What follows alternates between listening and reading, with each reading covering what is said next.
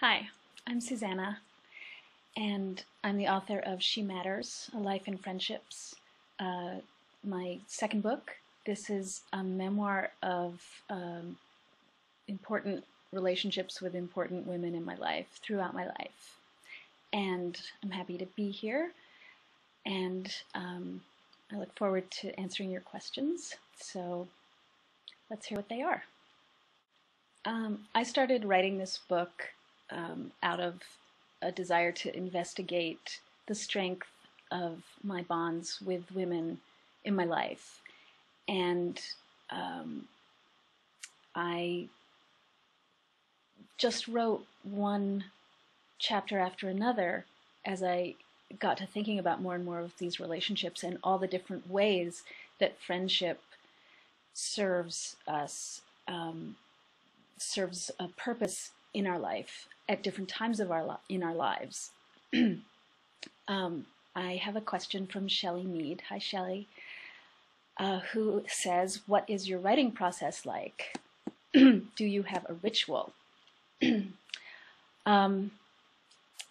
I almost always wear yoga pants and a big sweater. I almost always write in the morning, preferably before I've really woken up. I get started writing. That way my mind stays pretty open and loose. If I'm working on like a magazine assignment or working right up to a deadline, then I'll be writing at different times in the day. But I don't think I really have a ritual except for really needing to be in comfortable clothes, and often I just write curled up in a chair, like a big chair, not so much at my desk. Thank you for asking. Hi, Andrew. Andrew asks, "Do you think that your book is relatable to men, even though it's about your relationships with women?" I do, partly because I think that the human experience is the human experience, and we all mix with each other. We all wonder about each other, and I've had men who've read this tell me that it's illuminated certain aspects of women's thinking and women's behavior that they hadn't really understood fully before, or that they hadn't been able to connect with before. And they've said that through reading this book, they were able to get a much better sense. So I would say I think it is relatable to men, because I think that, a well-told essay story is just worth reading, and I hope I've done that. I hope I've told it well. So I don't think you would be bored.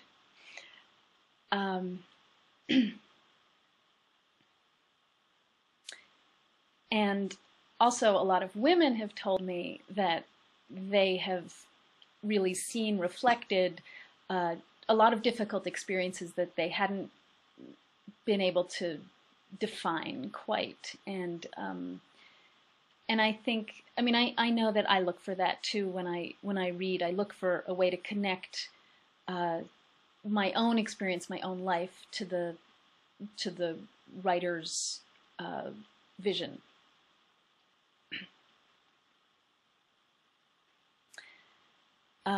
Shelley asks, "Do you see a difference in your relationships with women now?"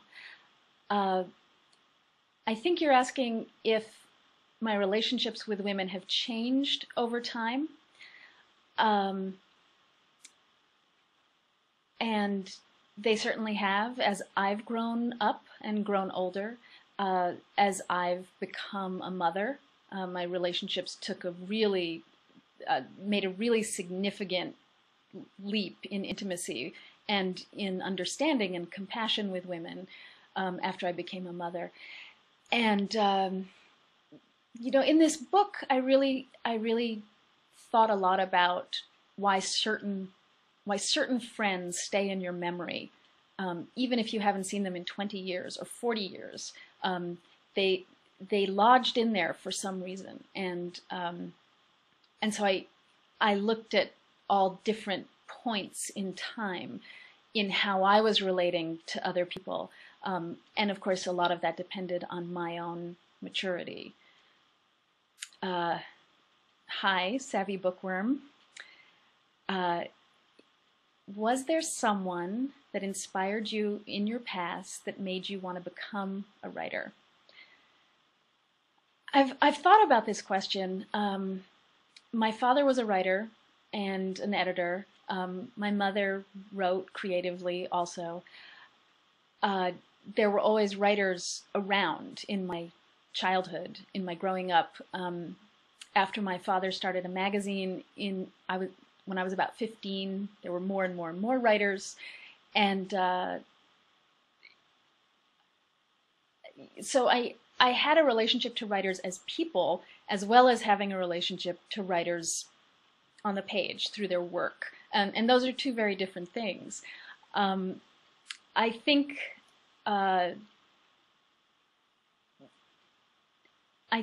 that the work of James Salter inspired me a lot, to become a writer, to be a writer. I'm sure there are dozens of others, but they don't come to mind at this moment. Andrew is asking, what are some of the books you are reading now? I am on my way in mid-February to Savannah for the Savannah Book Festival, and I really like to read books of authors that I'm about to meet, partly to, partly I think it's polite, and because it's a way to talk with them and connect to them, and it's interesting to have the chance to meet the writer of the book you've just read. So Colm Toybin is going to be there, and I have just finished reading Brooklyn, a novel that he published a few years ago, a really, really beautiful novel about a young Irish woman in the 50s who comes to New York and grows up. I'm in the middle of reading Anna Karenina, which I've been in the middle of reading for months, but it's a book you can put down and pick up, even though it's really engaging. I mean, it's really dramatic and interesting, but it's sort of a little goes a long way, and it's always there. And I'd never read it before, so I'm reading that right now, too. Mackenzie asks, what kind of advice do you have for people who want to write a book in a timely fashion? She has trouble organizing her ideas and getting things written in a reasonable amount of time.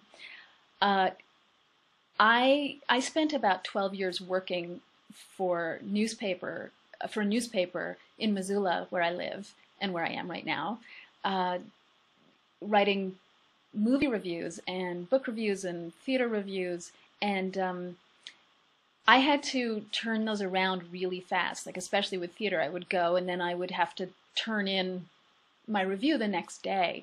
But I always had very tight deadlines, and I think the advice I would give to a writer who is having trouble kind of moving is to give yourself deadlines, or get someone else, or have some other reason to have deadlines, because it's a great discipline.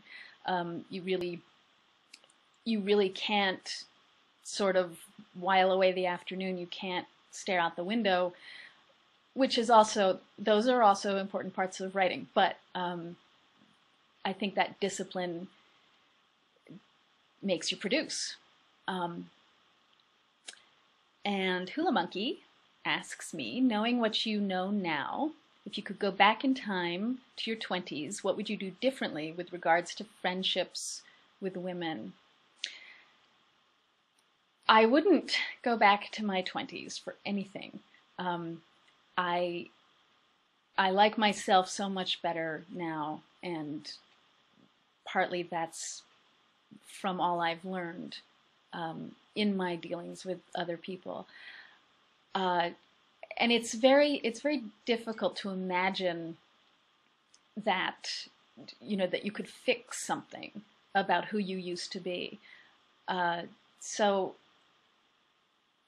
it's even difficult to imagine that you could be different than you are, which would require having changed something in the past and would lead you here, and you'd be someone else. I don't really think there is something. I mean, did I make mistakes? I made mistakes, and a lot of mistakes, and I write about them in this book. But I don't know how I would do it differently. How I would have had to have been a completely other person. Joanna, you are asking, you live in Montana. How did you get from Gramercy Park to Montana?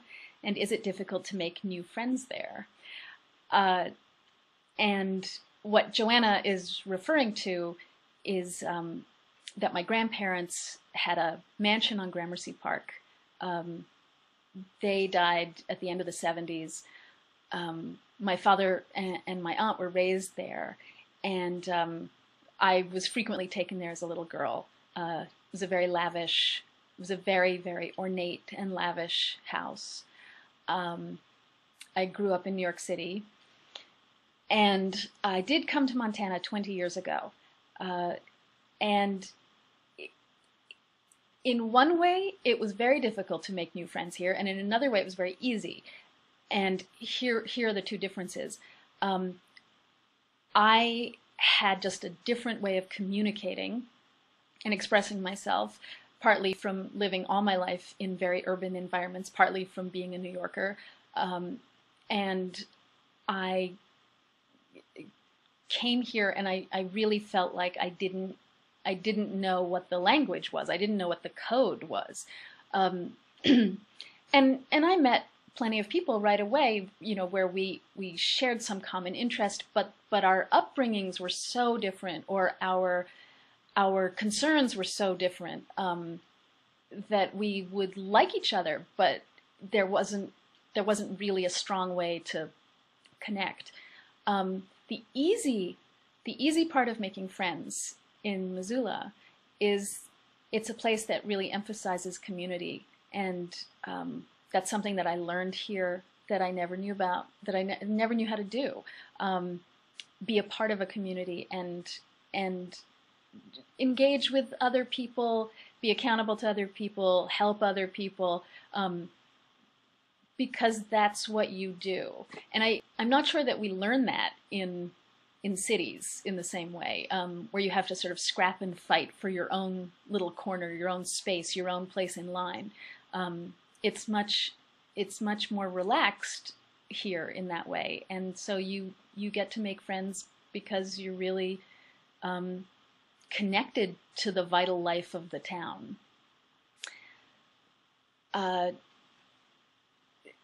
And Bookworm is asking me, did the move to Montana affect my writing at all? The move to Montana made it possible for me to be a writer. I had to leave New York. I was in graduate school in an MFA program at Columbia, and I couldn't get any writing done. I was surrounded by writers and book people, and we talked a lot and we read a lot, but I wasn't writing. I also needed to put some distance between myself and my family, and so I would say that living 2,000 miles away from where I grew up helped me gain some perspective on myself and on my writing. So yeah, Montana did influence me a lot as I became a writer. There are a lot of writers in Missoula too, a lot of writers, but they all also do other things and have other jobs, and you know them in different ways and other ways. So the emphasis isn't all on the fact that you're writers. Savvy Bookworm says, what's some advice you have for aspiring writers? Anything you wish someone had told you? My advice for aspiring writers is to read, and to read widely and deeply. And I think that you just the more you take in of different styles and different tones and different cultures, different structures in writing, it's all feeding your own creativity. And what happens to me a lot is I'll be reading something and I'll get a spark of an idea that the book I'm reading has allowed me to come to, even though it's not connected in any way to the book I'm reading. But the way that the mind kind of breathes and opens up when you're reading is really important to my creativity. Hello, Jagged Otter. You're asking, do I see memoir as a form of creative nonfiction or as autobiography or both? I see it as creative nonfiction, personal narrative, creative writing, poetic, impressionistic writing. I think that's what memoir is. I think memoir is intensely personal. It is absolutely the perspective and story of the writer. And, with the exception of reporting, straight reporting, really all books are the perspective of the writer. You give yourself over to the writer that you're reading. And that's why you pick up this book and then that book and then this book and then that book for different perspectives. So I really believe in memoir being the most personal possible act of creative expression. And hello, author groupie. The Cauliflower Friendship was hysterical. What are your thoughts about her not telling you her food likes and dislikes?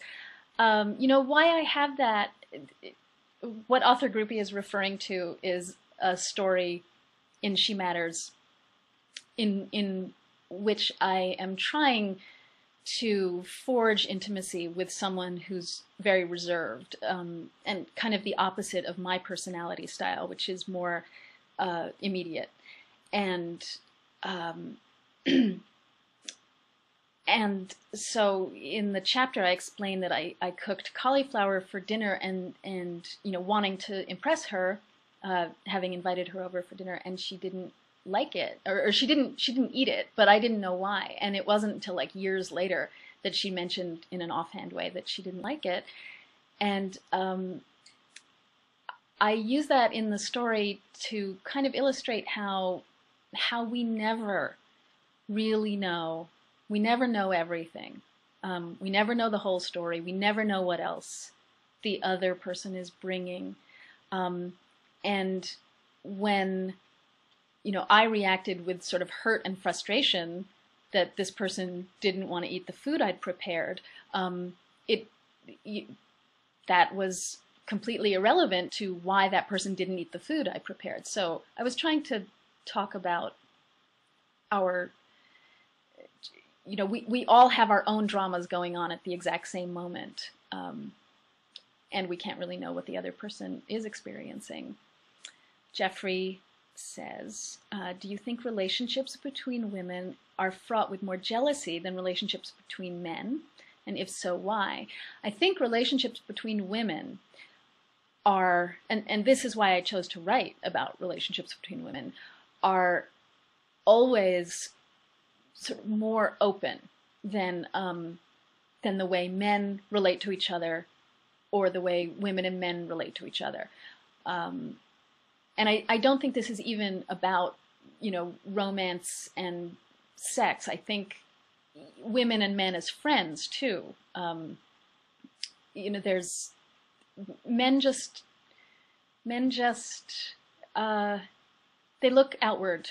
They look outward a lot, and I believe that women are really good at looking inward, and but that does up the stakes, and it does make things intense. and can be more fraught. I don't know about jealousy so much. I mean, I think there are different forms of competitiveness in every single relationship, whether it's siblings or spouses or friends or between women or between children, whatever it is. I think competitiveness is human, is human nature. Mackenzie is asking me, what is your favorite book to big screen adaptation? And do I think the books are always better than the movies? I used to work at Premiere Magazine, and one thing I learned there, one thing that another writer told me, was that A books always make B movies, and B books always make A movies. So there's sort of like the more literary and profound a novel might be, the cheesier the movie, and vice versa. The cheesier the book, the better the movie. And part of that, I think, comes from the fact that B books are often very plot-driven and very story-focused. A books tend to be more interior. And of course, in a movie, you need plot and drive and momentum forward, and you can't have it be internal thinking so much. I would say that my favorite movie adaptation of a book is of Sinclair Lewis's Oil, which was adapted into There Will Be Blood. And I think that's a phenomenal movie, and I haven't read the book, but I'm just trusting that it's a superior example of an adaptation. And I actually have no drive to read the book because the movie to me is so perfect. Karen, hello. Why do you think some friends last a long time and some friends you think are close but you keep in contact but they don't last a long time? I really think this is always about what we're experiencing in our own lives and what we need other people to bring to us and help us with. And you know, some friends are like so fabulous to sit down and gossip with, but absolutely would never pick up your dry cleaning, and you would never ask. Some friends are the person you're going to cry with when you get some terrible rejection, but not the person that you're going to go skiing with or something. I mean, every friendship has its own characteristics and its own necessity for you. I think the friendships that can last a long time are the ones where both people understand that each person can move forward and move back and move forward and move back over time, and that one person's issues might have priority at one time, and then it switches over to the other person. But it's generally, I think it's always about, the long-lasting friendships always seem to me about whether or not you can apologize to each other and forgive each other. And I write about this a lot in my book. As a young woman, as a very young woman, I didn't know how to apologize because I didn't even really understand my mistakes. Then as I got older, I struggled with apology, but could do it sometimes, and the other person could forgive sometimes. And in the last third of the book, the longer friendships all contain forgiveness on both sides in some way. Joanna, how did your previous book, Her Last Death, prepare you for writing She Matters? I wrote a book. I finished a book, and that was an amazing feeling. I hadn't done that before, and it taught me that I had the discipline and the focus, as difficult as it was. But I can tell you that starting a second book was more terrifying than starting a first book, because now I had to hold myself to a certain standard. And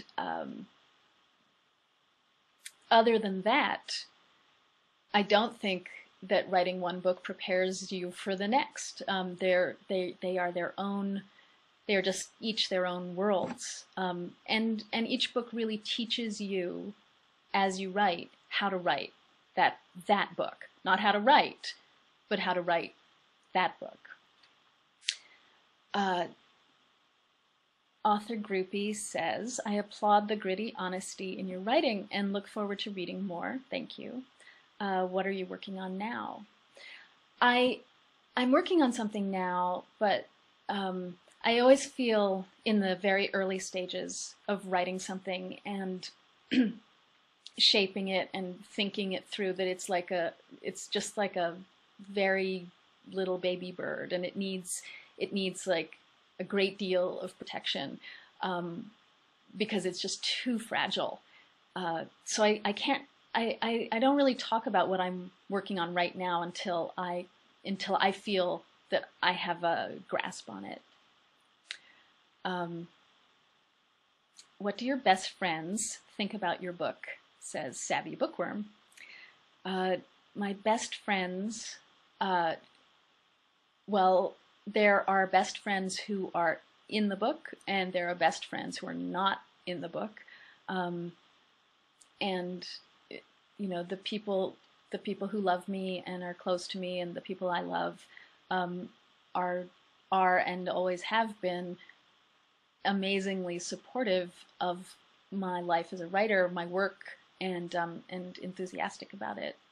And I really appreciate that a lot.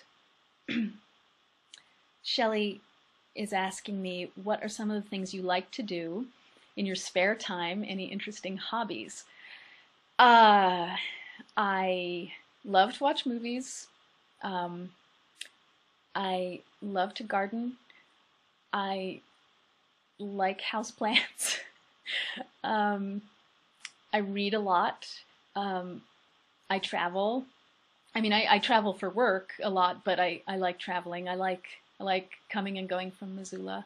I have 2 sons, and I'm really interested in their lives and what they're doing. I love to make dinner for them and just listen to them talk about their days. I must have some other hobbies. Crossword puzzles. I do crossword puzzles, but I don't really like. Oh, and Word Feud on my phone. I do that.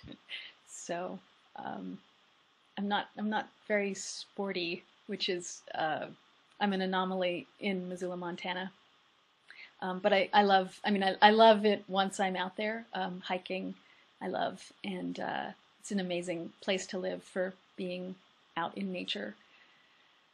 So I think that's it, hobby-wise. Oh, I draw sometimes. Mackenzie is asking me, what is the last movie you saw? Are there any that are coming out that you're looking forward to? I saw Argo in the theater and really liked that a lot. Loved how deeply 70s it was. Even the opening mark of the movie, the Warner Brothers mark, they pulled that from the 70s, the way it used to look in the 70s. And the last movie I saw was Far From Heaven, the Todd Haynes movie with Julianne Moore. I never get tired of watching the way that she expresses defeat and depression. She gives it so much richness.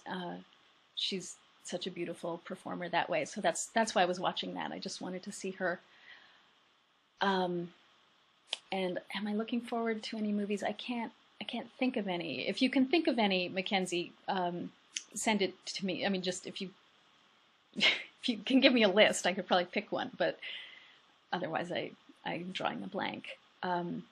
Andrew, you're asking, if your life was turned into a movie, what actress would you want to play you and why?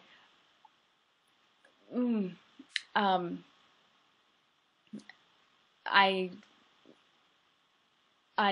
mean, maybe the easy answer is, an actress who can sort of show a lot going on beneath the surface, as well as how she's engaging with others. And Julianne Moore is like that. And I know she has a redheaded son, as I do.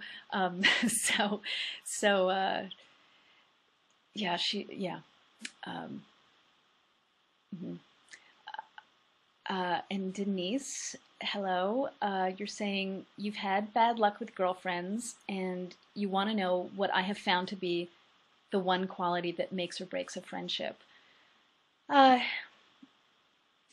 think, as I said, it's about fixing hurts, because all relationships contain hurts, and so it's really, can you both do that together?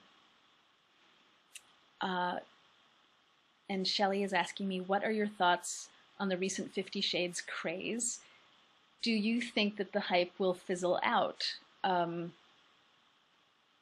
Well, the books are so successful because they talk about sex, and they talk about sex really, really openly, and in all sorts of permutations, I hear. I've read a little bit of them, not much, not enough to actually really comment on the literature, but I don't think that the subject of sex ever fizzles out. So I'm sure they're going to endure. Andrew says, do you have any advice for men who have issues with friends? I have to say that sometimes I'm completely baffled by men's friendships, how they can occupy the same space but both look, away from each other the entire time that they're together. And I don't know,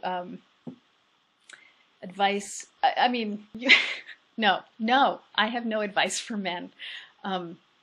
Good luck. Linda, hi, Linda. You're new to my books, and then it looks like your question might have gotten cut off. So if you want to type it in again, I will address it. Connie says, what do you think about electronic books? Do you read them? I think that any way that anyone reads is fine. People should read. It's a good thing when people read. And personally, I prefer just holding a book. I find that I do make an actual tactile relationship with the object of the book, and that grounds me in the book.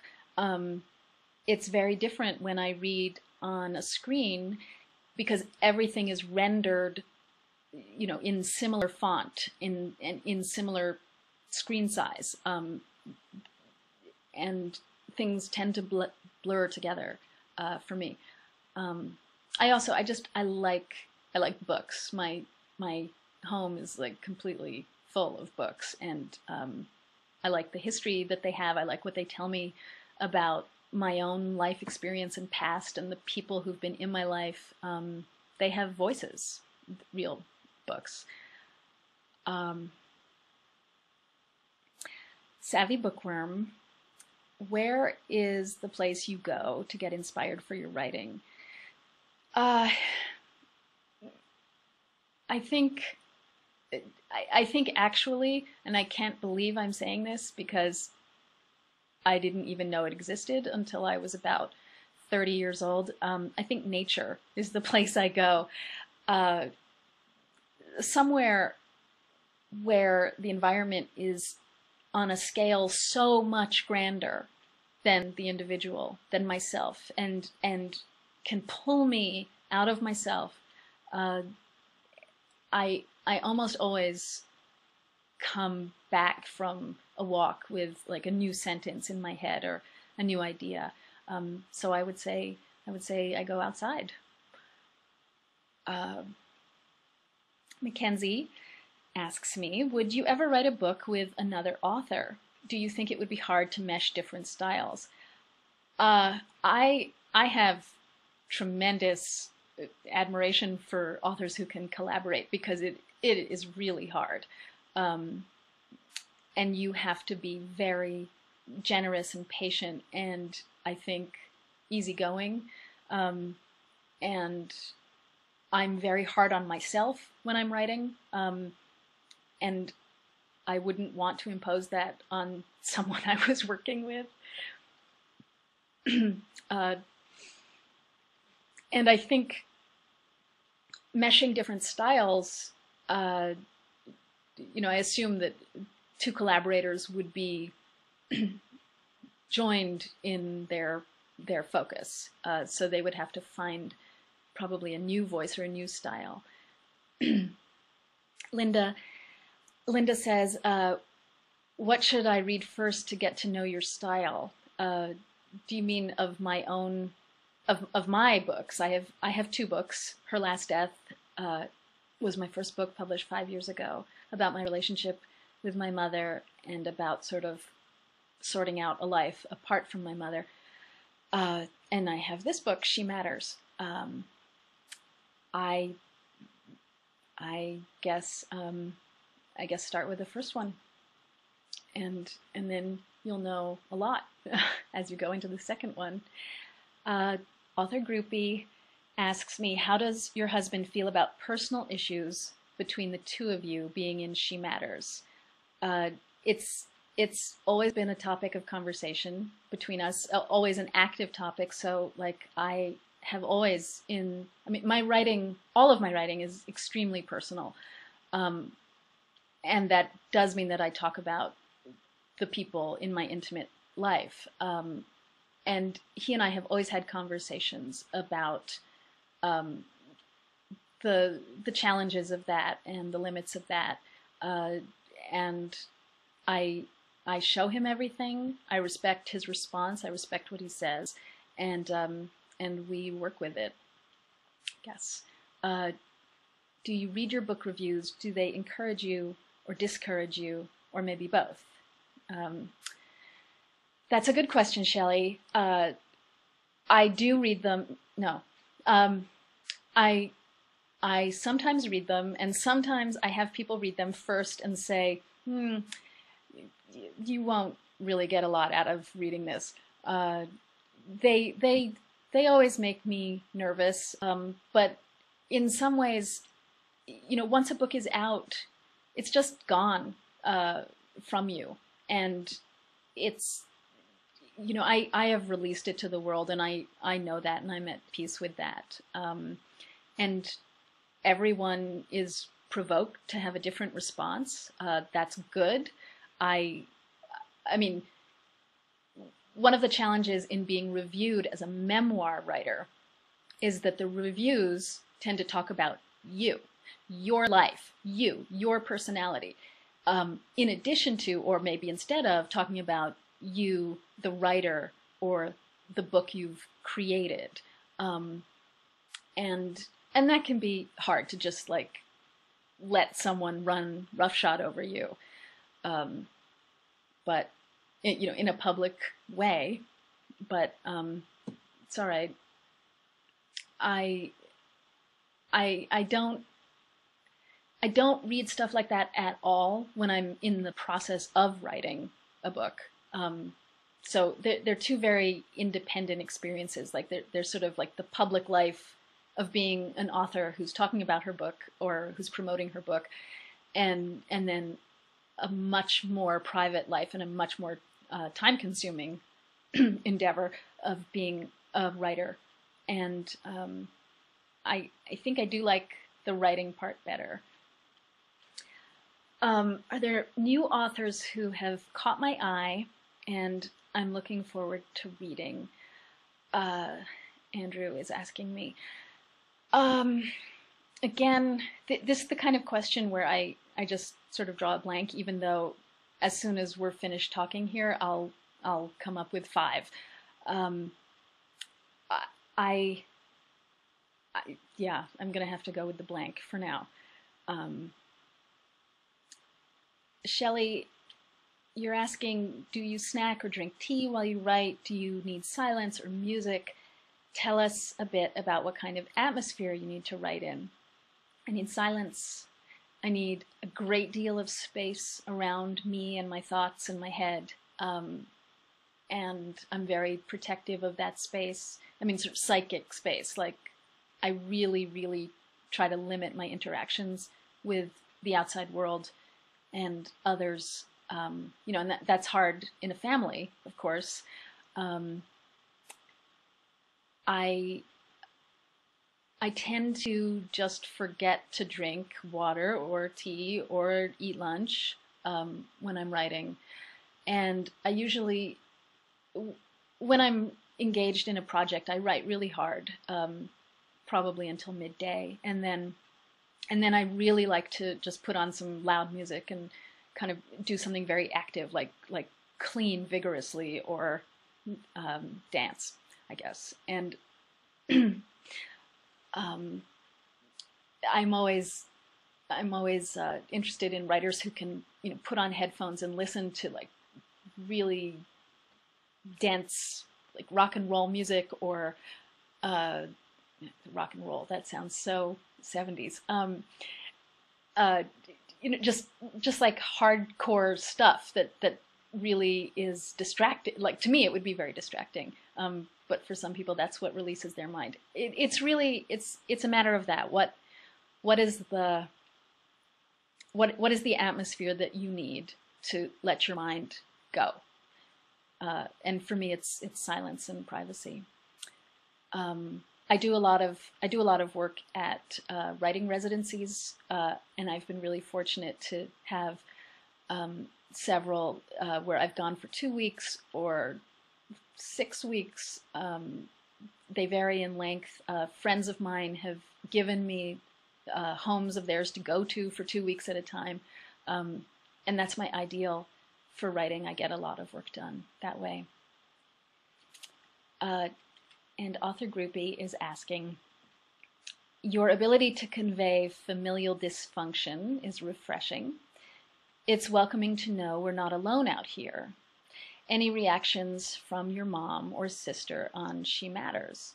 My mother died about a year and a half ago, and you know, she didn't. I don't think that she read the first book with. No, she was. I mean, she was like, at first she was proud of me that I had written a book, and then she was angry that I said things she didn't believe to be true. But I also felt that I had written about things that she sort of wasn't conscious of. She was a heavy drug user, and so there were things that she very well didn't have in her brain at all, but had had a big impact on me. I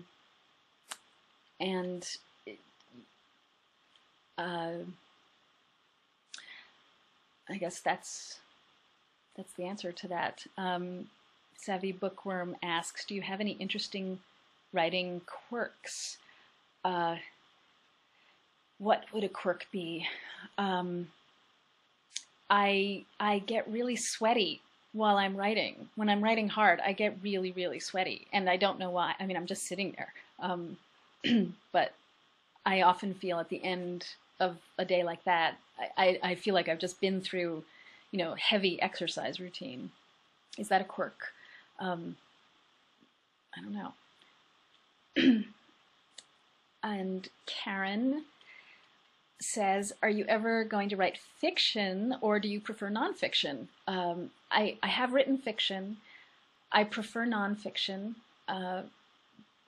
It's where I feel the most in command of a voice, but I hope to grow and change as a writer, so I don't know what will happen. What are my favorite genres, Linda? I think literary novels. That's probably what I get the most deep pleasure, joy, and expansion from. I don't read much. I don't read detective stuff or police procedurals or thrillers, which are very plot driven, and as a reader, I'm just less, I don't get caught up in plot as much as I get caught up in writing and interior exploration. I did just read Gone Girl, which I bought out of desperation in the airport, not having a book, and it was very unusual. It was a very unusual thing for me to read, but I completely enjoyed every second of it. So maybe I'll branch out now. Andrew says, what kind of TV shows do you watch? Any favorites? I watch Breaking Bad with one son and How I Met Your Mother with the other son, and I love both of those shows because of the experience mainly of watching it with them. At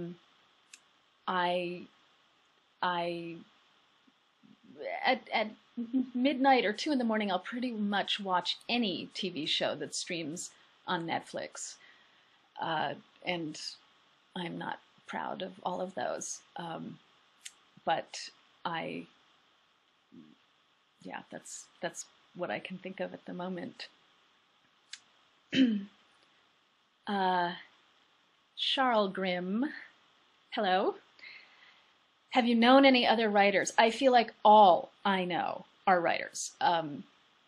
I know a very great deal of writers, and they're just my people, I guess. Since I'm no longer in New York City.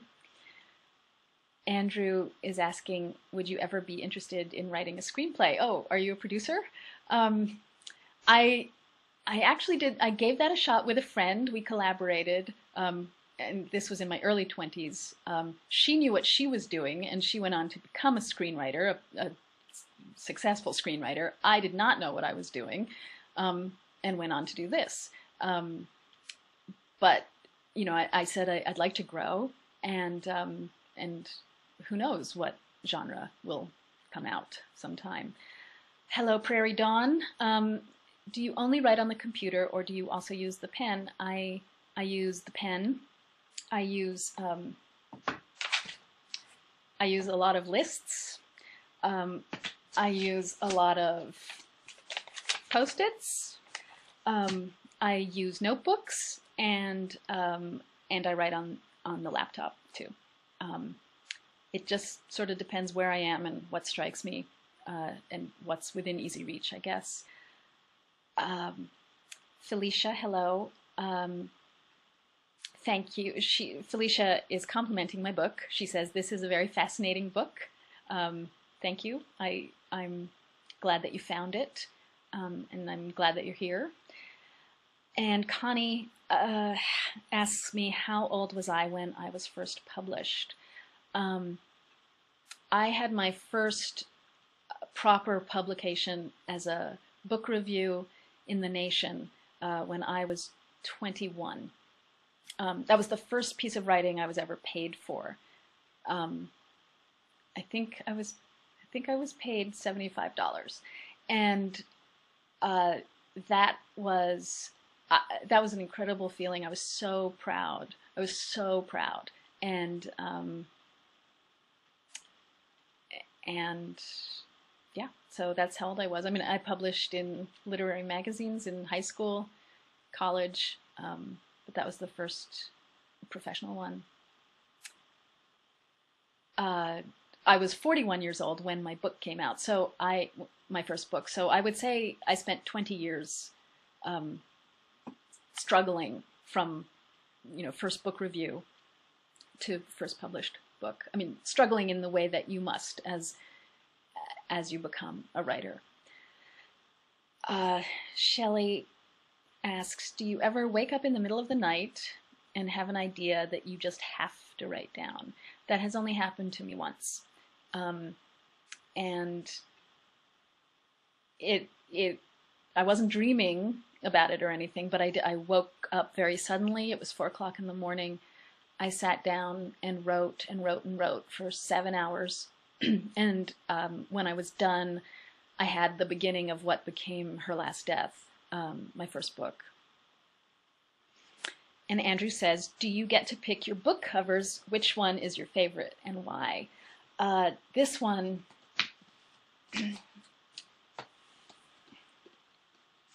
this one is my favorite. And why? I love the way it feels. I love the texture of it. I love the color. I love the image of the two women linked arms. The contrast in the paper and the glossy of the photo. I don't get to choose my book covers, but I do get to have some input, and I'm not a graphics person. I'm not an artist person, so I defer to the art department. They know what they're doing, but it's nice to sort of figure it out together too. And Prairie Dawn says, what was your favorite childhood book? It was A Little Princess by Frances Hodgson Burnett. I loved that book. I could read it over and over again. I loved the physical feeling I would get just identifying with Sarah, the little princess.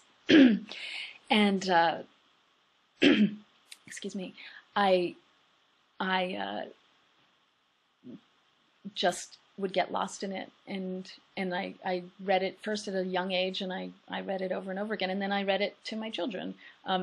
It's kind of a girl book, and my sons weren't as interested in it as I wanted them to be, but that's okay. And Shelley says, do you let your kids read your books? My first book, I think, would be classified as inappropriate for children, just as a lot of R-rated movies would be inappropriate for children. And although my older son asked when the book came out, and he was 11, I think, 11 or 12 when it came out, I told him a bit about what it contained and said he needed to wait. And then he did read it when he was 14, and we talked a lot about it. I talked with him about it before he read it.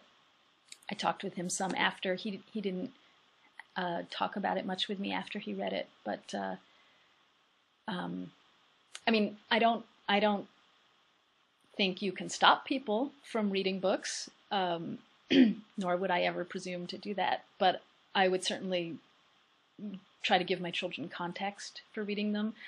As the child of a writer, I can tell you, though, that that children aren't terribly interested in their parents' writings, I think. It's almost like that's just a whole other identity that's irrelevant to the child, and it just seems another world. Savvy Bookworm asks me, what was the most surprising thing you learned in creating your books? That I could do it, that I could complete this project, a big project, and do it. Is there anywhere else you write other than the room you're currently sitting in. I write in bed, some, and I mean, I really will go if there's a quiet place in the house. I'll sit down and be writing there and move if someone comes along. But as I said, I love to go to these retreats, these residencies, and write there. Like the environment is just so conducive to creative expression. So that's where I write. So we only have a few minutes left, and if you have any more questions, I'm actually losing my voice. You guys aren't losing your voices. I haven't even heard your voices, but I am happy to answer anything else.